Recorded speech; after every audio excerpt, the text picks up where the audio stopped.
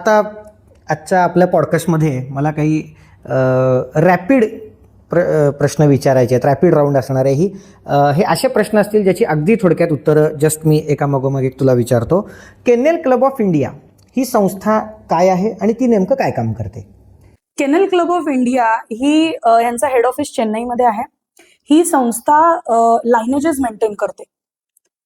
ही pedigree, ह्याला pedigree म्हणतात. Maintain करणे म्हणजे काय की एक लॅब्राडॉर जातीचा कुत्री हे अमुक ब्लड लाईनची इम्पोर्टून आलेली आहे, अमुक ब्लड लाईनची. लॅब्राडॉर जातीचा कुत्रा आहे, अमुक ब्लड लाईनचा आहे. हे ज्यावेळी मेट करतात त्यांची पिल्लं होतात. ती पिल्लांचे रजिस्ट्रेशन झाले की हे आई वडील म्हणून तिथे मेन्शन होतात.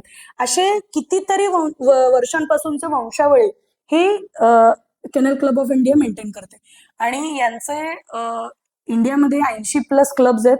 ते शोज करतात ज्याच्यामध्ये हे कुत्रे जे आहेत ब्रीड स्टँडर्ड च्या किती क्लोज ब्रीड झालेले आहेत, त्यांची ट्रेनिंग कशी झाली आहे याप्रमाणे जज केले जातात.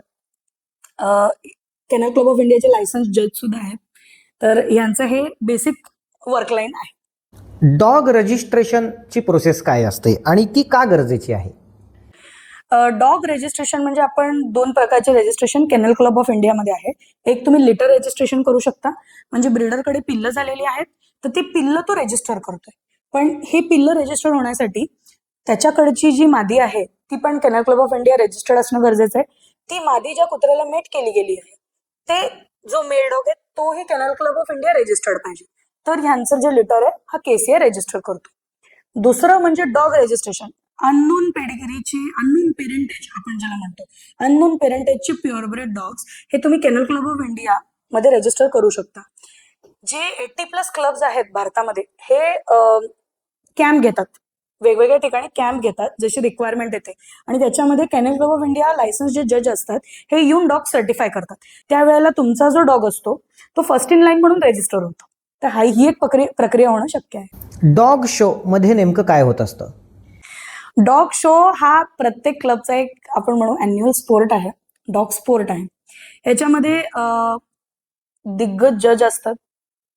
केनल क्लब ऑफ इंडियाचे जे लायसन्स जज आहेत हे खूप एक्सटेन्सिव्ह प्रोसेसनी क्वालिफाय होतात जजिंग करण्यासाठी. ते असे जज येतात. आता मी जसं बोलले ग्रुप्स बद्दल, या वेगवेगळ्या ग्रुप्समध्ये पहिला कॉम्पिटिशन होतो. जसं आता रॉटवायलर समजा, रॉटवायलर्स त्यांच्या एज प्रमाणे ज्याला आम्ही क्लास म्हणतो, पहिला आपण म्हणू ज्युनियर, पपी आला, ज्युनियर आला, परत इंटरमिजिएट आला, ओपन आला, मग चॅम्पियन क्लास आला. असे त्यांच्या क्लासमध्ये ते खेळतात. आणि जिंकलेली जी या क्लासमधून येतात ते परत एकमेकाबरोबर खेळून बेस्ट ऑफ ब्रीड होतात. असे वेगवेगळे बेस्ट ऑफ ब्रीड पुढे जाऊन 1 ते 8 जे लाईनअप असतात, फर्स्ट बेस्ट इन शो ते 8th बेस्ट इन शो, असे वेगवेगळ्या लाईनअपला कन्सिडर केले जातात. हे फुल फ्लेज आपण म्हणू जजचा डिसिजन असतो. आणि याच्यामध्ये जजिंग वेगवेगळ्या ऍस्पेक्टनी केलं जातं. डॉगची कंडिशन काय आहे, त्याचं हेल्थ कसं आहे, त्याचं एखादा वर्किंग ह्याचा डॉग आपण म्हणू जज असेल तर तो एन्ड्युरन्स बघतो डॉग्समध्ये की ह्याला 10 चक्कर मारवले की डॉग्समध्ये एन्ड्युरन्स किती आहे.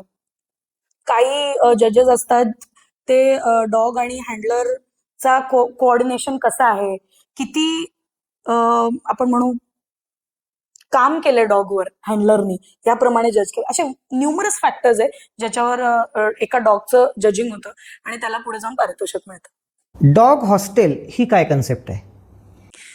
भरपूर लोकांना आता अडचण काय यायला लागली की डॉग आहे, माझ्याकडे एकच डॉग आहे, पण मला जसं मी तुम्हाला म्हटलं की बाहेर नाही जात आहेत, गावाला नाही जात आहेत, कारण अजूनही भारतामध्ये पेट फ्रेंडली हॉटेल्स एवढे इंट्रोड्यूस नाहीत आणि सगळीकडे अवेलेबल नसतात.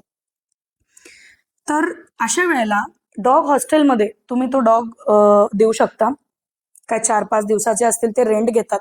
त्याच्यामध्ये त्यांना फूड प्रोव्हाइड केलं जातं, त्यांना एक्सरसाइजही प्रोव्हाइड केला जातो, ओपन स्पेस असते तिथे ते फिरवतात, त्यांना खायला घालतात, चांगली काळजी घेतात असे. आणि पण डॉग हॉस्टेलसाठी मी म्हणेन की तुम्ही पहिला जाऊन एकदा परिसर चेक करून तुमचा डॉग दिला तर ते जास्त पॉझिटिव्ह असेल. हाही एक बूमिंग बिझनेस आहे आता. आणि ज्यांना एक न्यू बिझनेस अपॉर्च्युनिटी हवी आहे, डॉग्स आवड आहे, पाळू शकत नाहीत, तर अशा लोकांनी बिझनेस कन्सिडर करायला काही हरकत नाही. ही रिक्वायरमेंट आता सध्या एकदम बूमवर आहे. डॉग हँडलर हा शब्द आम्ही बऱ्याच वेळा ऐकतो. ते काय आहे नेमकं? डॉग शोजमध्ये डॉग फिरवण्याची एक पर्टिक्युलर स्टाईल असते. जज म्हणतात की तुम्ही एक राऊंड घेऊन या, तर तो डॉग लेफ्टनीच पळला पाहिजे. त्याचं एक पर्टिक्युलर ट्रेनिंग असतं. परत अप अँड डाऊन असं जज म्हणतात, त्यावेळी तो अप अँड डाऊन हँडलर घेऊन येतो. हँडलर हा व्यक्ती असा आहे जो डॉग ट्रेन करतो आणि शो मध्ये प्रेझेंट करतो. ह्याला आपण डॉग हँडलर म्हणतो. डॉग ट्रेनरही म्हणजे आपण म्हणू ऍट अ पॉइंट सिनोनिमस आहे. पण हँडलर स्पेसिफिकली आपण त्यांना म्हणतो जे शो डॉग मध्ये हँडलिंग करतात. काही लोकांच्या मनातले प्रश्न आहेत. जेव्हा हा विषय ठरला आणि तुझा पॉडकास्ट करायचं ठरलं, तेव्हा काही लोकांशी चर्चा केली, त्यावेळेस त्यांच्या मनातून आलेले प्रश्न आहेत की खूप केसेसमध्ये असं दिसतं की आयुष्यभर आपल्या डॉगला खूप छानपणे सांभाळलं जातं आणि जसा तो इनॅक्टिव्ह व्हायला लागतो, त्याच्या म्हातारपणची लक्षणं दिसायला लागतात, तसं त्याला घरापासून अतिशय लांब, तो पुन्हा परत येऊ शकणार नाही अशा ठिकाणी सोडलं जातं. प्रमाण कमी असेल, पण हेही प्रमाण आहे, हे आपल्याला मान्य करावं लागेल. तर अशा परिस्थितीत काय करावं? म्हणजे ह्याच्यातला भावनिक अँगल जरी सोडून दिला तर प्रॅक्टिकली जो इनॅक्टिव्ह झालेला कुत्रा आहे त्याचं आपल्याला काय करता येईल? प्रॅक्टिकल याच्यावरती सोल्युशन काय आहे? की माझा कुत्रा, त्याचं आयुष्यमान संपत आलेलं आहे आणि आता मी सांभाळण्याच्या स्थितीत नाही आहे किंवा त्याचं बसल्या जागी अंथरुणावर करणं शक्य नाही आहे, तरीही ते करायचं का? की ह्याच्यासाठी आता काही उपाययोजना सुचवता येतील? जसा आपला पहिला प्रश्न होता की तयारी काय पाहिजे डॉग आणण्यापूर्वी, त्यावेळी मी फर्स्ट वापरलं होतं की मेंटली प्रिपेअर राहायला पाहिजे. ही शॉर्ट टर्म कमिटमेंट नाही, ही लॉंग टर्म कमिटमेंट आहे. माणूस जरी 100 वर्ष जगत असला तरी डॉग मोस्टली 10, 11, 12 अशा इयर्स ॲव्हरेज मध्ये जगतो. तो ज्या वेळेला 9 इयर्स 8 इयर्स प्लस होतो, त्याचं ओल्ड एज मध्ये त्याची ऍडव्हान्समेंट चालू झालेली असते. जर नॉर्मली लोकांनी त्यांच्या पपी स्टेजमध्ये आणि अडल्टहूड स्टेजमध्ये न्यूट्रिशन याची जर चांगली काळजी घेतली तर ओल्ड एजमध्ये एवढा त्रास होत नाही. हेही तितकंच फॅक्ट. रिझिलियंट असतात डॉग्स खूप, आणि ओल्ड झाला तरी तो तितकाच प्लेफुल असतो, तितकाच पॉझिटिव्ह असतो.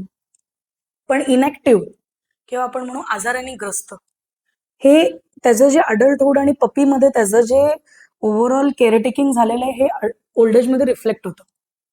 त्यामुळे त्या स्टेजला त्याची काळजी फार घेतली पाहिजे. आणि एकदा डॉग ओल्ड झाला की मोस्ट ऑफ द तुम्ही बघा अबॅन्डनमेंटचे केसेस फार वाढतात. माझं म्हणणं आहे की तुम्ही ह्या गोष्टीसाठी आता तर काय नर्सिंग होम किंवा अशा गोष्टी आता अवेलेबल नाहीत आणि इम्पॉसिबल आहे. कारण त्या एजमध्ये डॉगला सगळ्यात जास्त अशा माणसांची गरज असते ज्यांच्याबरोबर त्यांनी आयुष्य घालवलेलं आहे. म्हणजे आई वडिलांचं म्हातारपण बद्दल आपण बोलतो ना, तसंच डॉग्सचंही म्हातारपण आहे. तुम्ही त्याला त्यावेळेला अबॅन्डन केलं तर ते काय फार 2 दिवसाच्या वरही ते जगू शकणार नाही. कारण डॉग्सलाही इमोशन्स आहेत, ते इमोशन फील करतात की आता, आणि त्यांना लक्षात येते की आता मला त्यागलेलं आहे, माझ्या मालकाने आता मला त्यागलेलं आहे, मला चालता येत नाही. आणि प्लस अशा ठिकाणी त्याला सोडलं जातं. प्रत्येक डॉग्स हा आपण म्हणू की त्यांचं एरिया असतं. बाहेरचे डॉग्स नवीन आलेल्या डॉगला जगू देत नाहीत. आणि जे स्ट्रे डॉग्स असतात, हो हो, स्ट्रे डॉग्स कसे रिझिलियंट आणि फेरोशियस असतात त्या बाबतीत, कारण त्यांनी तेवढा सर्व्हाइव्ह केलेला आहे, तर ते अशा डॉग्सला ऍक्सेप्ट करत नाहीत. तुम्ही बघाल असे जे सोडलेले डॉग्स असतात त्यांना खूप जखमा असतात आणि अशा जखमांमध्येच त्यांचा मृत्यू होतो.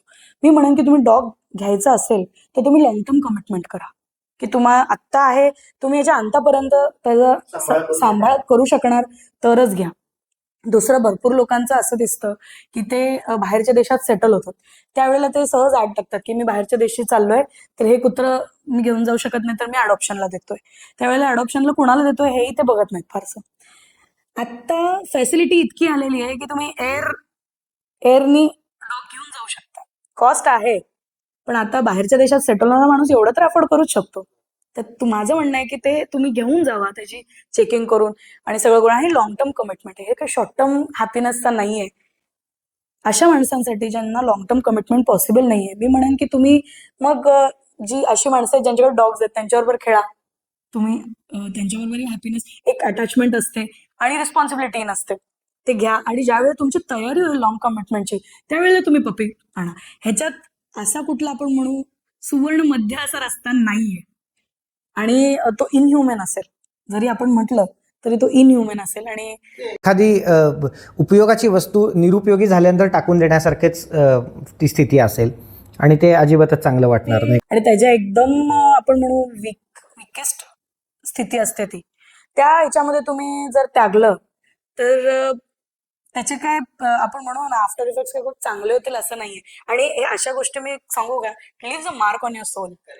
Leave a mark on your soul. ज्यावेळी आपण पण म्हातारे होऊ त्यावेळेला there is a very good time की एक टाइम नंतर आपण विचार करतो की मी काय रिग्रेट केलं माझ्या लाईफमध्ये. ते टाइम तुम्ही रिटर्न नाही आणू शकत. ते डॉग गेलेलं असतं. गिल्ट येण्याची शक्यता आहे. हा, इट्स व्हेरी गुड. आणि ते त्या एज मध्ये डेफिनेटली ते खात जातं की I could have but I did not. हे आणि इट इज व्हेरी सॅड. आणि त्यावेळेला खात जातं. तर हे युजली कमिटमेंट कशी आहे बघून पप्पी आणावा. हा पप्पी स्टेजचा प्रश्न आहे ऍक्च्युली. तू एक अनुभवी ब्रीडर तर आहेसच, त्याप्रमाणे डॉग ओनरही आहेस आणि आत्ता तू सांगितलंस त्याप्रमाणे अगदी मुलांसारखा सांभाळ करतेस. तर आपला कुत्रा हा आजारी आहे किंवा त्याचं आरोग्य उत्तम आहे, कुठलीही लक्षणं दिसत नसतील तर याचा प्रश्न आहे हा. तो आजारी आहे किंवा त्याचं आरोग्य उत्तम आहे, दुसरी कंडिशन. आणि भावनिकदृष्ट्या तो आनंदी आहे किंवा दुःखी आहे, हे कसं ओळखायचं? म्हणजे त्याची हेल्थ आणि त्याचे मूड्स हे पालक म्हणून तू कसं ओळखतेस, जेणेकरून आपले जे व्ह्युअर्समध्ये जे पेट ओनर्स आहेत त्यांना काही गाईडलाईन्स मिळतील. मी माझाच अनुभव सांगते. पप्पी ज्या वेळेला आपण घरी आणतो त्यावेळेला खूप हॅपी असतो. फार त्याला माहिती नसतं, क्युरियस असतो, सगळीकडे फिरतो. त्याचे जसं जसा तो मोठा होतो त्याचे काही क्वर्क्स असतात. जसा तो खुश असेल तो काय करणार, कुठे बसणार, त्याला भूक लागली आहे तर तो काय हे देणार, सायन्स देतात डॉग्स.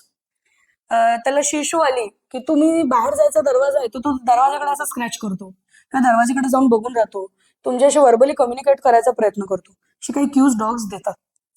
आता तू म्हणला की हेल्थ कशी आहे डॉग ओनर्सनी. आता काही लोकांना खूप हे वाटतं, आपण म्हणू की घाण वाटतं, पण मी म्हणेन की तुम्ही पहिले डॉगची पूप दररोज बघा की त्याची विष्ठा कशी आहे, नॉर्मल कन्सिस्टन्सी आहे ना, काही त्रास नाही आहे ना, की बाबा फार काही किंवा पूप करतच नाहीये किंवा खूपच करतोय. हे म्हणजे आपण म्हणू असे लक्षण आहेत, डायरिया वगैरे होण्याची लक्षणं असतात ह्याच्यावरून. डॉगचं जर पूप हेल्दी आहे तर आपण एक म्हणू की he is right now healthy. हा एक साईन आहे. दुसरं, बसताना उठताना कसा बसतो, कसा उठतो, आवाज करतो का, आपण म्हणू की कुठे सारखा पॉइंट करतो. कधी कधी डॉग्स 7 मंथ्स 8 मंथ्स नंतर HD वगैरे डिटेक्ट होतो, हिप डिस्प्लेसिया आपण ज्याला म्हणतो. त्याच्यामध्ये डॉग असे एक्सक्रुशिएटिंग आवाज काढतात बसताना उठताना. ते जॉईंटचा तो आजार असतो. तर ते पण आपण बघायला पाहिजे की बसताना उठताना डॉग काही आवाज करतो का, काही इंडिकेशन्स देतो का. ऍडल्ट डॉग असेल, जास्त जास्त एकटं राहायला लागलाय की तुमच्यात येत नाही, एकटं राहतो. डॉगचा एक स्वभाव आहे, तो आनंदी असेल तर सगळ्यांमध्ये नाचेल आणि दुःखी असेल तर एकटा कोपऱ्यात बसेल. हा स्वभाव त्यांनी त्याच्या वंशजाकडून घेतलेला आहे. आपणही बघितलंय की एक वुल्फला जर त्याचा काळ आलेला आहे तर तो पॅक पासून लांब जातो आणि तो पॅक मध्ये त्याची डेथ होत नाही, तो लांब जातो आणि मग त्याचं डेथ होतं. डॉग्सनी तो स्वभाव घेतलेला आहे. तर तो एकटा राहायला लागतो, फार मिसळत नाही. त्याच्यामध्ये डॉगचं टेम्परेचर चेक करणं फार गरजेचं आहे. तुम्ही एक थर्मोमीटर डॉगसाठी घेऊन ठेवा. त्याची डॉक्टरकडून कसा टेम्परेचर चेक करायचा तोही तुम्ही शिकून घ्या. म्हणजे घरच्या घरी आपण हे तरी करू शकतो की फोन ज्यावेळी आपण एखाद्या वेटरनरियनला करू आणि तो उपलब्ध नसेल त्यावेळेला त्याला टेम्परेचर, त्याचे मुवमेंट्स, बिहेवियर सांगून त्याचा उपचार होऊ शकेल. हे काही असे पॉइंट्स आहेत जे मी एक पेट ओनर म्हणून ऑब्झर्व केले आणि मला त्याच्यातून भरपूर फायदा झाला. स्ट्रीट डॉग्सचा धुमाकूळ खूप चालू आहे आणि त्याच्यामुळे ॲक्सिडेंट होण्याचं प्रमाण आहे. सिनियर सिटीजन्स बाहेर जायला घाबरतात. सोलापुरातही अशी परिस्थिती की टोळक्यानी पूर्ण कुत्री फिरत असतात आणि त्यांच्यापासून एक भीती वाटते किंवा भीतीदायक प्रकार घडतातच. दुखापत होते, अपघात होतात. स्ट्रीट डॉग्सचा सामना करण्यासाठी आपल्याला काही गोष्टी माहीत करून घेता येतील का, की त्याचं बिहेवियर कसं आहे आणि असा काही जर थ्रेट आपल्याला दिसली तर त्या परिस्थितीत वागायचं कसं हे लोकांना माहित नसतं. त्याच्याबद्दल थोडंसं सांग. स्ट्रीट डॉग्स बद्दल पण आपण म्हणू की खूप मिसअंडरस्टँडिंग आहेत. समाजामध्ये.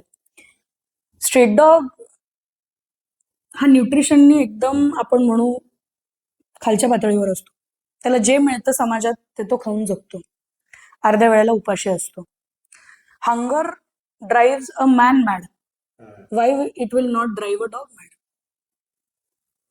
सेकंड पार्ट हा झाला की डॉग्सचं आपण म्हणू ऑपरेशन होतं.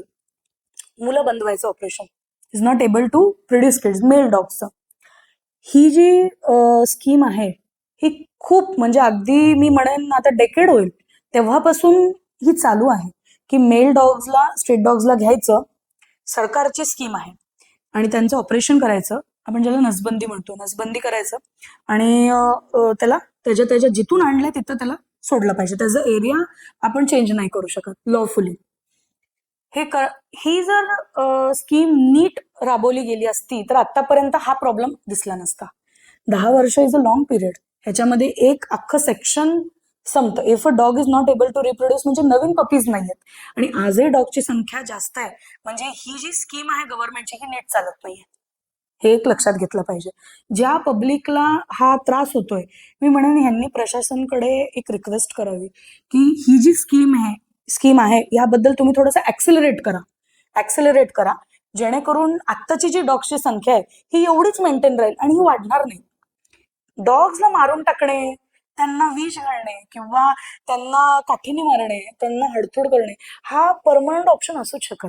कायद्याने गुन्हा आहे आणि नैतिकतेच्या दृष्टीने सुद्धा ते अयोग्यच आहे. आणि माणसासाठी पण हे पर्टिक्युलर वागणूक आपण म्हणू स्ट्रेसफुल आहे. एखाद्या डॉगला हडहड करून दगड मारणे स्ट्रेसफुल आहे ना. तर सरकारकडे आपण अशा माणसांनी एक आपण म्हणू रिक्वेस्ट केली पाहिजे की तुम्ही ही प्रोसेस ऍक्सेलरेट करा. नागरिक म्हणून आपण काय करू शकतो हा एक पॉईंट झाला. तुम्ही एखाद्या अपार्टमेंटमध्ये राहत असाल, खाली एक 10 भटकी कुत्री असतील तर मी म्हणेन की तुम्ही ऍटलिस्ट त्यांना फीड करा. ते जर जेवले, त्यांचं जर पोट भरलं राहिलं तर ते एवढे हिनस नाही होणार. हे जे एवढे उत्पात माचवतात किंवा एवढं आपण म्हणतो की इकडे तिकडे फिरतात, इंडियन स्ट्रे डॉग्सला एनर्जी कन्झर्व करायची सवय आहे. तो एकदा जेवला की तो एनर्जी कन्झर्व करतो. त्याला भूक लागली की तो स्कॅव्हेंज करतो. तुम्ही जर त्याला फिडिंग केलं, ह्या पर्टिक्युलर स्कीम मधून त्याचं नसबंदी करून घेतलं, ते 10 कुत्र्यांमध्ये समजा 4 फिमेल असतील, बाकीचे मेल असतील, तर तुम्ही त्या मेल डॉग्सचं नसबंदी करून घेऊ शकता. नसबंदी झाली, पुढच्या 10 इयर्स मध्ये त्यांची ओव्हरऑल आपण म्हणू पॉप्युलेशन कंट्रोलमध्ये येईल. तुमचा तो त्रास आपण म्हणू एक डेकेडमध्ये संपू शकतो जर ऍक्टिव्ह एफर्ट्स घेतले गेले पब्लिक कडून. पण कुत्र्याचं पोट भरलेलं असेल तर तो अशा गोष्टी चावाचावी किंवा आपण म्हणू हे सगळ्या गोष्टी करणार नाही. दुसरं गाडीवर वगैरे जे ऍक्सिडेंट होतात ह्याच्या मागे मी तुम्हाला माझा एक अनुभव सांगते. आपण ह्याच्यापासून डफरीन चौकापासून आपण खाली येतो आणि तिथे एक पेट्रोल पंप आहे. तिथून पुढे जाऊन आपण राईटला नवी पेठेकडे जायला एक रोड आहे आतला. तिथून मी चालले होते. तिथे मी एका मुलाला बघितलं.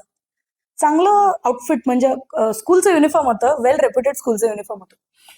तो चालला होता सायकलवर. आय थिंक 6th किंवा 7th मध्ये असेल तो मुलगा.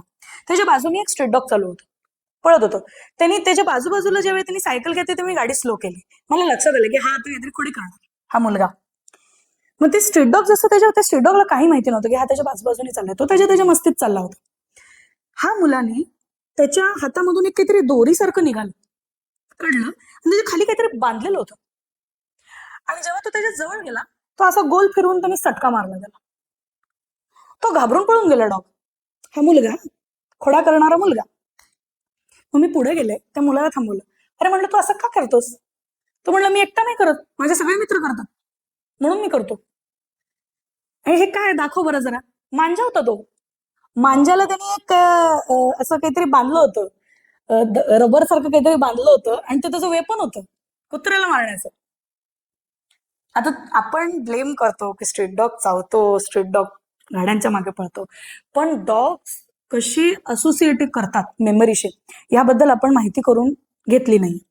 डॉग्स युजली काय, आता त्या डॉगचं आपण एक कंपॅरिझन घेऊ, एक्झाम्पल घेऊ म्हणा. त्या डॉगनी काय लक्षात ठेवलं, ही वेळ दुपारची वेळ होती, वेळ, सायकल, मुलगा. आणि या मुलापासून मला धोका. माणसालाही ज्यावेळी धोका आता माझ्याही असं जवळ कोणी आलं, मी माझे हातपाय चालवणार. आणि तो अधिकार मला सरकारने दिलेला आहे. सेल्फ डिफेन्सचा अधिकार सरकारने मला दिलेला आहे, आणि निसर्गाने निसर्गाने दिलेला आहे. मी माझे हातपाय चालवणार ना, तसं तो त्याचं तोंड चालवतो. त्याची मेंटॅलिटीमध्ये काय आहे की माझ्या जीवाला आता धोका आहे. त्याला माहित नाही का हा खोडसटपणाने नुसतं त्याला मारून सोडून देईल. त्याला काय माहिती, त्याला वाटेल की बाबा या मांजाने माझं आता करेल काम. त्याच्या डोक्यात काय की माझं सर्व्हायव्हल आता इथे अवलंबून आहे. तर तो त्याची बेसिक जी डिफेन्स मेकॅनिझम आहे ती तो त्याच्या ब्रेनमध्ये ऍक्टिव्हेट करतो. ती आहे चावणे. आता काय होतं, सेकंड एक त्या वेळेला दुसऱ्या त्याच वेळेला मुलगा चाललाय, सायकलवर चाललाय. तो काही असं मांजा बिंजा फिरवत नाहीये, तो खोडकर नाहीये. पण आता तो कुत्र्याला ती भीती बसली आणि त्यांनी ते असोसिएट केलंय, ही वेळ, सायकल, मुलगा, माझ्या जीवाला धोका. मग ते बघितलं त्यांनी ती मेमरी असोसिएट केली आणि त्यांनी त्या मुलाचा चाव घेतला. आता त्या मुलाच्या आई वडिलांना काय वाटणार, अरे किती नालायक कुत्रा आहे, हे कुत्र्यानं मारून टाकलं पाहिजे. राग येणार त्यांना फार. कारण सिव्हिल हॉस्पिटलमध्ये जाऊन रेबिसचा इंजेक्शन लहान मुलांना देणं फार अवघड प्रक्रिया आहे आणि ते खूप ट्रॉमॅटिक एक्सपिरियन्स आहे, पेनफुल असतं आणि लहान मुलांना कन्व्हिन्स करणं शक्य नाही होत. पण आता त्यांना कोण सांगणार की बाबा त्याच्या डोक्यात काय आहे, त्या खोडकर मुलांनी काय केलं होतं आणि डॉग्सने असोसिएट कसं केलं. ही सायकोलॉजी आहे पूर्ण डॉगची. तर याच्यामध्ये एक खूप महत्वाचा मुद्दा असं होतो, भरपूरदा मी स्वतः बघितलंय, लहान मुलं एकदम पळत जातात डॉगच्या मागे घाबरवायला. ते तो असोसिएट केलंय त्यांनी. तर आई वडिलांनी जरा मुलांकडे लक्ष दिलं पाहिजे की अशा गोष्टी जर केल्या नाहीत, किंवा तुम्ही पण लहान मुलांना तुम्ही बघा असं हडहड करायला शिकवतात. त्या मुलाला बोलता येत नाहीये पण त्या मुलाला हडहड करायला शिकवलं जातंय. तुम्ही तुमचं प्रोटेक्टिव्ह मेजर त्याला शिकवा, मजा म्हणून त्याला हडहड करायचं शिकवू नका. कारण एखादा वेळ समजा असं काहीतरी झालं की तुमचं लक्ष नाही आहे आणि वेळ चुकली, तर त्या हडहडमुळे तुम्हाला एक मोठा एपिसोड होऊ शकतो. तर ती तुम्ही दक्षता घेतली पाहिजे. आणि मुळात डॉग विचार कसा करतो, नॉलेज तो ऍब्सॉर्ब कसा करतो, ह्याचं जर तुम्ही एक आपण म्हणू अभ्यास केला, तर तुम्हाला त्याच्यामधून तुम्ही सुरक्षित राहू शकता. स्ट्रीट डॉग तुम्ही बघा गाडीवर वगैरे जाताना माणसांना अटॅक करतात. कित्येकदा ज्या वेळेला मी रात्री रोडवरून जाते, मी बाईकवाल्यांना, खोडकर अडल्ट माणसांना त्यांना लात मारताना बघितलंय. ते असे कचकीने लात मारतात कुत्र्यांना. पेनफुल असतं बघणं, ते ओरडत जातं, पण त्यांनी ते असोसिएट केलंय आता. मग आता त्या रोडवरून जाणाऱ्या त्या टायमिंगला जाणाऱ्या त्या पर्टिक्युलर माणसांना तो धरणारच ना, कारण त्यांनी नेचरनी त्याला ते डिफेन्स मेकॅनिझम दिलंय. म्हणजे माणसांच्या चुकीच्या वागण्यामुळे त्याला हिंसक बनवण्यामध्ये माणसांचं चुकीचं वागणं कारणीभूत आहे. काही खोडकर माणसांचा बरोबर. त्याच्यामध्ये मुलं सुद्धा देखील सामील आहेत फार. आजकाल आम्ही ज्यावेळी लहान होतो, मी श्वानप्रेमी लहानपणापासून आहे, पण माझे मित्रमैत्रिणी होते जे काही श्वानप्रेमी नव्हते, पण त्यांना भीती वाटायची तर ते असे बाजूबाजूने निघून जायचे. कधी त्यांना एकदाही डॉग चावला नाही. आत्ताची जी मुलं आहेत यांना युट्यूबचा ऍक्सेस फ्री आहे इझिली. आज आई वडील काही झालं तर पहिला तू शांत बस, मोबाईल घे, हा एक ट्रेंड चालू झालेला आहे. त्याच्यामध्ये तो अनसेन्सर्ड कंटेंट बघतोय. हे असे उपद्व्याप भरपूर बघतायत. तुम्ही क्राईम बघताय की लहान मुलं किती भारतामध्ये कुत्र्यांचे पाळ बांधून कॅनलमध्ये टाकून देतात. यूट्यूबवरती काही शॉर्ट्स आहेत, त्याच्यामध्ये प्रँक्स ज्याला आपण म्हणतो ते केले जातात की एक कुत्रा निवांत बसलेला आहे आणि त्याच्या अंगावरती बकेट आणून ठेवलं किंवा बॉक्स आणून ठेवला आणि तो जे घाबरून किंचाळत सुटलेला आहे त्याच्या मागे हसल्याचा बॅकग्राऊंड म्युझिक टाकून, आणि त्याला हजारो लाखोंनी व्ह्यूज आहेत. म्हणजे मग या विकृतीला समर्थन देणारे आणि एन्जॉय करणारे लोकांची संख्याही तेवढीच आहे. आणि हीच माणसं जाऊन मग सरकारकडे कंप्लेंट करतात की यांना मारून टाका. माझं एक काय मत आहे की तुम्ही मुलांकडे किंवा जे युथ आहे त्यांच्या बिहेवियरकडे एक रिस्पॉन्सिबिलिटी असते. जे पालक असतात त्यांची रिस्पॉन्सिबिलिटी असते. भारतीय पालकांची तर आपण दररोज शकतो, कारण सगळे जॉईंट मध्ये राहतात, सेपरेट असले तरी व्हेरी वेल कनेक्टेड असतात आई वडिलांबरोबर. लहानपणीच जर अशा स्वभावाला आपण ज्याला म्हणू की दुसऱ्याच्या त्रासातून आनंद संपादन करायची जी संभावना आहे ही तिथे थांबणार नाहीये. एखादा डॉग किंवा कॅट पण, गोट आहे, असे डॉंकीज पण आहेत, हे स्वतःचा डिफेन्स लास्ट स्टेजला करतात. हे पहिला पळून जायचा प्रयत्न करतात. तर त्यांच्यातून आपण ज्या वेळेला आनंद घेतो, काही वेळानंतर तो आनंद एक टाइम नंतर तेवढा आनंद होत नाही. मग तुम्ही एक मोठ्या अॅनिमलकडे जाता, मग हळूहळू समाजामध्ये जे विकर सेक्शन आहेत तिथून तुम्ही त्रास देऊन आनंद संपादन करायचा प्रयत्न करतात. ही सायकोलॉजी ग्रो होत जाते. तर माझं म्हणणं आहे की जेव्हा हे छोट्या लहानपणी या गोष्टी दिसतात त्यावेळेला आई वडिलांनी हे तिथे स्वभाव कर्ब करणे किंवा शाळांनी सेन्सिटिव्हिटी ट्रेनिंग घेणं फार गरजेचं आहे आज. कारण आई वडील आधी फुल टाइम कोणतरी घरी लक्ष द्यायचं, कंटिन्यू मुलावर संस्कार होत राहायचे. आज अनफॉर्च्युनेटली ते पॉसिबल नाहीये, कारण इन्फ्लेशन वाढलंय, दोघांनी काम केल्याशिवाय पर्याय नाहीये आणि स्कूलची फीस पासून आज ग्रोसरी पर्यंत भयंकर कॉस्ट वाढलेली आहे. तर ऍटलिस्ट मी म्हणते सेन्सिटिव्हिटी ट्रेनिंग जी असते ती एक ऍडिशनल आज मी म्हणते काळाची गरज आहे की तुम्ही जनावरांशी कसं वागलं पाहिजे, मोठ्यांशी कसं वागलं पाहिजे, सेन्सिटिव्हिटी प्रकार काय आहे. आपण मुलांना गुड टच बॅड टच शिकवतोय, त्याच्यासोबत आता आपल्यासोबत रस्त्यावरती जी जनावरं असणार आहेत त्यांचं आणि आपलं जे सहजीवन आहे ते सुखकर व्हावं, या दृष्टीने त्यांच्याशी कसं वागावं हेही शिकवण्याची वेळ आलेली. अगदी गरजेच. लहान लहान मुलांचे आई वडील तुम्ही बघाल, ते भटके गायी फिरतात सगळीकडे आपल्याकडे, ते गायीच्या शिंगाला लटकतात. मुलं गायीच्या शिंगाला लटकून खेळत असतात मस्तपैकी आणि ते गायीला धक्का मारतात. ती गायी काही करत नाही अनलेस तिला राग येईल. तर म्हणजे ती परीक्षा घेतल्यासारखी आहे त्या गायीची की तुला कुठपर्यंत राग येत नाही. आणि एकदा का तिने मारलं की ती काय लहान मुल आहे का मोठा माणूस आहे ते काय बघणार आहे का? हिंसक मानलं जातं. त्या गायीला हिंसक मारून तिला मारून टाका असं म्हटलं जाणं. ह्याच्या मागची पूर्ण जी सायकोलॉजी आहे ही समजून घेणं आत्ता समाजाची गरज आहे. आणि हे उलट होतंय तर आपण कुठं चुकतोय किंवा आपण काय देऊ शकतो अजून, हे आपण जर आपण म्हणून ऍज अ सोसायटी आपण ठरवलं, आत्मचिंतन करून आपण ते जर आपण म्हणू एक्झिक्युशन मध्ये आणलं तर मला डेफिनेटली वाटतं की हे एवढा त्रास फ्युचरमध्ये होणार नाही. कुत्रा घरामध्ये आणायचं एखादं कुटुंब ठरवतं आणि त्याप्रमाणे एक छानसं पिलू घरी येतं, त्याच कुटुंबातल्या सगळ्यांना आनंद झालेला असतो. पण बरोबर शेजारच्या घरामध्ये जे लोक असतात ते घाबरलेले तरी असतात किंवा दुःखी झालेले असतात की आता आपल्याला बराच त्रास सहन करावा लागणार आहे. तर मला असं विचारायचं आहे की डॉग ओनर्सने अशी काय काळजी घ्यावी जेणेकरून त्यांच्या शेजाऱ्यांना त्याचा त्रास होणार नाही. उदाहरणार्थ, बऱ्याचदा मी काही व्हिडिओ असे बघितलेले आहेत की आपलं कुत्रं भुंकू नये ह्याच्यासाठी त्याला चेहऱ्याला काही मास्क वगैरे बसवले जातात जाळीचे किंवा हे. तर हे करणं योग्य आहे का? किंवा एकंदरीतच काय काळजी घ्यावी की जेणेकरून तुम्हाला तुमच्या कुटुंबाला आनंद मिळेल पण शेजाऱ्यांना उपद्रव होऊ नये? कारण प्रत्येक व्यक्ती श्वानप्रेमी असायलाच पाहिजे असं काही नियम नाही. आणि प्रत्येकाने आपल्या घरामध्ये काय करावं हेही म्हणजे काय करावं किंवा त्याची फ्रीडम आपल्याला गव्हर्नमेंटने दिलेली, हे दोन्ही बाजूंनी जर प्रॉब्लेम सॉल्व्ह झाला तर एकदम म्हणतो ना हॅपी नेबरहुड हा होऊ शकतो. ह्याच्यामध्ये एक माझं सजेशन असं असेल की भरपूर सारे लोक काय करतात, अरे घरी डॉग आहे म्हणून डॉगला सोशलाइजच करत नाहीत, पपीजला. म्हणजे माझं म्हणणं की तुमच्याकडे आलेला माणूस असतो ना त्याला वास घेऊ द्या. त्याचं नाक हे फर्स्ट त्याचं हे आहे, आपण म्हणू शस्त्र आहे. तो रेकॉर्ड करतोय सगळी माहिती. तुमचा दूधवाला आला ना, डेटाबेस तयार होतो त्याच्या ब्रेनमध्ये. तुमचा दूधवाला आला, अरे दूधवाला भैया, तर तुम्ही त्याच्याबरोबर चर्चा करताना डॉगला अडवू नका ना. तो काय करणार आहे, तो काय इतक्यात चाव नाही येणार त्याचा. तो ते डेटा रेजिस्टर करतो, दूधवाल्याचा वास रेजिस्टर करतोय तो की हा आला ना तर मला फक्त घरी सांगायचंय भुंकून की हा आलाय. त्याच्यावर भुंकत बसायचं नाही. पेपर टाकणारा माणूस असेल, ओळख करून द्यायची. लहान मुलांची कशी ओळख करून देतो आपण, तशी थोडीफार जे रोजचे आपले येणारे जाणारे आहेत त्यांच्याबरोबर ओळख करून द्यायला हरकत नाहीये. आणि डॉग हा त्याचा नाक नोज वापरतो आणि ओळख नुसतं फिरणार, वास घेणार, पायाचा वास घेईल, थोडासा पाय ठेवेल त्याच्यावर, बघेल. आणि त्याने काय होतो, समोरच्या माणसाची भीती कमी होते. मोस्ट ऑफ द टाइम आपण बघितलंय भीतीने कंप्लेंट वाढतात की हा डॉग, मी आता बाजूला राहते, मी आता कॉलेजला निघणार आहे, यांचं दार उघड आहे, डॉग येतोय का, ही भीती असते. त्यामुळे कंप्लेंट फार वाढतात. माझं म्हणणं आहे तुम्ही जेव्हा डॉगला फिरायला नेता, तुमचे नेबर्स असतील वगैरे, त्यांना फक्त तुम्ही तुमची चर्चा चालू असताना त्याला रिस्ट्रिक्ट करू नका, त्याला वास घेऊ द्या. कारण तो आता छोटा आहे. तुम्ही पप्पी लेवल पासूनच सोशलायझेशन स्टार्ट करा.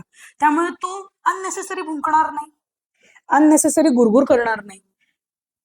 तुमचा नेबर तुमच्याकडे आल्यानंतर त्याला निगेटिव्हिटी येणार नाही. कारण डॉग हा असं निगेटिव्ह रिॲक्शन देणार नाही, त्याला पॉझिटिव्ह देणार आहे. तुम्ही आज आलात का, काय घेऊन आलात, वाटीत काय आहे, कुठली भाजी आहे, हे त्याची चर्चा असते तशी. तो तिथे निगेटिव्हली रिॲक्ट करणार नाही. त्याच्यामुळे बाजूच्यांची भीती कमी होते. ह्याच्यात अजून एक महत्वाचा मुद्दा असा की वास, स्मेल येते. म्हणजे डॉग्स पूप करतात, युरिनेट करतात. तर माझं म्हणणं आहे की ज्या वेळेला पप्पी स्टेजमध्ये असतात तर तुम्ही इनिशिएटिव्ह घेऊन क्लीन करा. कारण नाही म्हणलं तरी जे पप्पी ओनर्स किंवा डॉग ओनर्स नाहीयेत त्यांना वास येतो तो एक टिपिकल डॉग स्मेल असतो तो नाही म्हणायचं म्हणजे फार चुकीचं होईल. आपल्याला सवय होते, बाहेरच्यांना सवय होत नाही आणि ती जाणवते.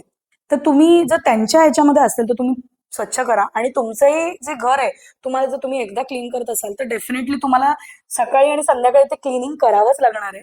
तो म्हणजे अँबियन्स आपण म्हणू ना सुवासिक ठेवण्यासाठी तो एक असतो. बाजूच्यांना अगदीच जर डॉग आवडत नाही तर मी म्हणेन तुम्ही सोशलायझेशनवर अधिक काम करा. जेवढा डॉग कॉन्फिडंट असतो तेवढा तो कमी भुंकतो. तुम्ही त्याला डांबून ठेवलंय, तुम्ही त्याला बाहेर घेऊन जात नाही किंवा तुम्ही त्याची तशी ट्रेनिंगच दिलेली नाहीये, तुम्ही बाहेरच्या लोकांना त्याला म्हणजे आणून ठेवलेलं आहे, तर तो अधिक भुकणार.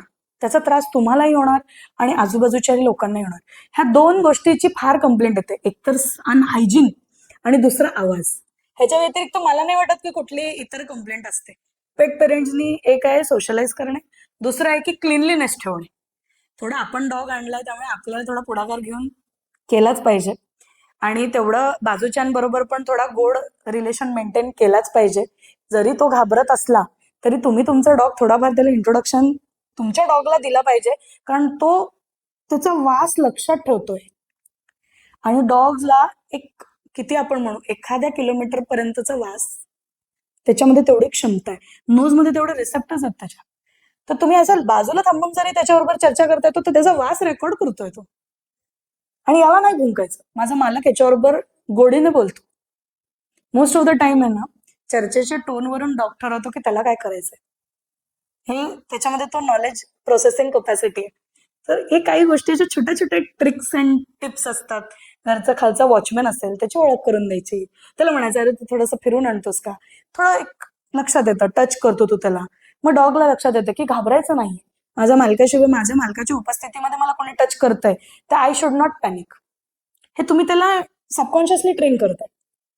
पपी लेवल पासून तुम्ही करा, काही प्रॉब्लेम येणार नाही, आजूबाजूचे अजिबात चिडणार नाही आणि उलट त्याच्यासाठी काही ना काहीतरी ते डिश बनवून आणतील की मला आवडत नाही पण मी तुमच्या डॉगसाठी आणली. ही तू जी म्हणतेस ती अगदी आयडियल सिच्युएशन असेल आणि तो काळ येण्यासाठी थोडासा वेळ जावा लागेल. शेवटचा प्रश्न, तुझी ओळख मी सुरुवातीला आपल्या सगळ्या व्ह्युअर्सना करून दिली की तू ब्रीडर आहेस आणि ओनर पण आहेस. त्याच्यासोबतच तू केनेल फेडरेशन ऑफ सोलापूर या संस्थेची फाउंडर सेक्रेटरी आहेस. काय ही संस्था काम करणार आहे, ही फॉर्म का केलीस, तुझ्या या संस्थेबद्दल थोडक्यात सांग. केनल फेडरेशन ऑफ सोलापूर ही संस्था 2023 मध्ये आपण स्थापन केली. या संस्थेला केनल क्लब ऑफ इंडियाचं अफिलिएशन आहे. त्यामुळे केनल क्लब ऑफ इंडियामध्ये जे पण प्रोसेस होतात जसं लेटर रजिस्ट्रेशन असेल, आपण म्हणू transfer of registration of dogs असेल किंवा मॅगझिन्सचं त्यांचे काही सबस्क्रिप्शन असेल, हे सगळे सुविधा आपण इथे प्रोव्हाइड करू शकतो. म्हणजे we are authorise to do that. दुसरं, we can take kennel club of India authorise shows, जे डॉग शोज होतात. सोलापूरकर डॉग शोज पासून वंचित राहू नये. श्वान प्रेमी जे आहेत त्यांनाही त्यांचा एक डॉग डे आउट मिळावा. आणि हा डॉग स्पोर्ट जो इतक्या वर्षापासून राजे रजवाड्यांपासून आत्ता कॉमन मॅन पर्यंत पोहोचलेला आहे, तर तो हा स्पोर्ट काय आहे आणि आपण याच्यात पार्टिसिपेट कसं करू शकतो, ट्रेनर्स कुठे येतात, कुठले ट्रेनर्स असतात, जजेस काय करतात, हे सगळं आपण त्यावेळेला तो आपण म्हणू एक डेमो तिथे सोलापूरमध्ये दिसतो. ह्याच्यासाठी आपण ही संस्था फॉर्म केली. प्लस आपण म्हणू रिस्पॉन्सिबल पेट ओनरशिप प्रोग्राम, म्हणजे एखाद्या व्यक्तीला डॉगची आवड आहे, कुठला ब्रीड त्यांनी घ्यावा. एखादा ब्रीड आवडतो म्हणून घेण्यापेक्षा माझ्याकडे काय सुविधा आहेत त्याप्रमाणे कसं त्याला घेण्यासाठी आपण मोटिवेट करू ही त्याच्यामध्ये संस्थेमध्ये काम करणार आहे. आपण म्हणू पेट ओनरशिप प्रोग्राम आणि रिस्पॉन्सिबल एथिकल ब्रीडिंग प्रोग्राम, ज्याच्यामध्ये ब्रीडर्सला त्या ब्रीडबद्दलची माहिती आणि त्यांचं जे पर्टिक्युलर डॉग्स आहेत त्यांच्याकडचे जे फिमेल्स आहेत मेल्स आहेत त्याची क्वालिटी न्यूट्रिशन चांगलं देऊन आपण कसं इम्प्रूव्ह करू शकतो आणि शो डॉग्स कसा आपण ब्रीड करू शकतो. एक शो डॉग म्हणजे एकदम उत्तम प्रतीचा हेल्थ असलेला, त्या ब्रीड स्टँडर्डच्या क्लोज जास्तीत जास्त असलेला स्पेसिमन हा कसा ब्रीड करता येऊ शकतो, ह्याची वेगवेगळे दिग्गज जे सल्लागार आहेत त्यांना आपण सोलापूरमध्ये बोलवून त्यांचे सेमिनार्स घेऊन या ब्रीडर्सला फॅसिलिटेट करतो.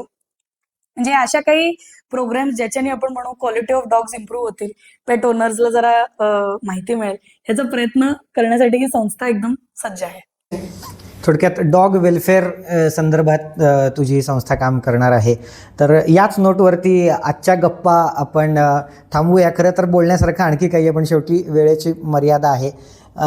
4 पायांचा माणसाचा सगळ्यात जवळचा मित्र असं आपण कुत्र्याला म्हणतो, आणि त्या कुत्र्यांच्या जगातल्या अनेक गोष्टी, त्यांचा आहार, त्यांचं आरोग्य, त्यांचा स्वभाव, त्यांचं वर्तन आणि माणूस आणि कुत्रा यांचं हजारो वर्षांपासूनचं निरंतर सुरू असलेलं सहजीवन आणखीन जास्त इम्प्रूव्ह कसं करता येईल आणि दोघांनाही एक चांगलं आनंदी आयुष्य कसं जगता येईल ह्याच्याबद्दल आज तू माहिती दिलीस. द डायलॉग या चॅनलला आज तू खूप वेळ दिलास, त्याच्याबद्दल तुझे मी आभार मानतो. मित्रांनो, आपल्या समाजामध्ये, आपल्या अवतीभोवती, आपल्या रोजच्या जगण्यामध्ये अशी अनेक माणसं आपल्याला गाठ पडतात जी स्वतःच्या कामाचा गवगवा न करता पडद्याआड राहून एका वेगळ्या क्षेत्रामध्ये प्रचंड योगदान देत असतात. अक्षता ही त्यापैकीच एक म्हणावी लागेल. अशाच कधीही फारशी चर्चा न झालेल्या तुमच्या मनातल्या विषयांना वाचा फोडण्यासाठी आणि त्या विषयातल्या तज्ज्ञांना बोलवून चर्चा घडवून आणण्यासाठीच द डायलॉग मी सुरू केलेला आहे. तुम्हाला आजचा एपिसोड कसा वाटला त्याच्याबद्दल मला नक्की कमेंट बॉक्समध्ये कळवा, आणि आवडला असेल तर नक्की लाईक करा, शेअर करा, सबस्क्राईब करा. पुन्हा भेटूयात पुढच्या एपिसोडमध्ये एका वेगळ्या क्षेत्रातल्या वेगळ्या व्यक्तीसोबत. तोपर्यंत नमस्कार.